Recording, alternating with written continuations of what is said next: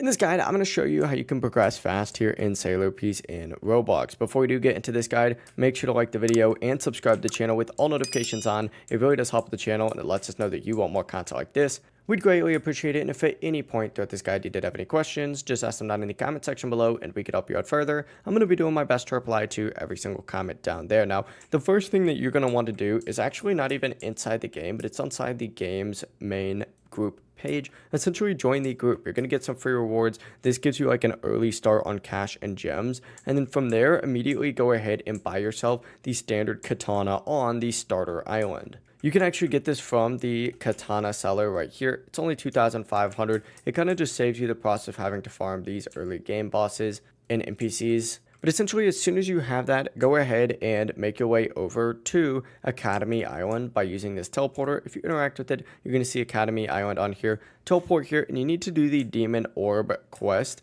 This is actually going to be from this NPC all the way over here. Interact with the Demonite Core quest. Talk to him once. And then there's two little things that you need to collect. One's going to be over here in this tree. You can kind of see it right there. And then, of course, the other one's going to be all the way up on top of this little castle back here. After that, return to the starter island and go ahead and start farming through some levels, through quests. Just focus on your stats, specifically on the sword damage stat mainly, and level that up as much as possible. Obviously, it doesn't need to be 13k because that would take way too long to grind if you were just chilling in the starter island, but level up that sword stat first so that you can make your way to the next couple islands, like the jungle island, just to kill a little bit higher level NPCs. And then from there, the next major thing you need to do is go to the snow island, get yourself some better weapons, and of course unlock the hockey on this for better damage as well. Around mid game, you just need to make your way over to Shibuya Station and start taking out some of the bosses on there and get stronger fighting styles. For faster farming, you're going to want to use your AoE abilities just because that'll go ahead and take out enemies a lot quicker.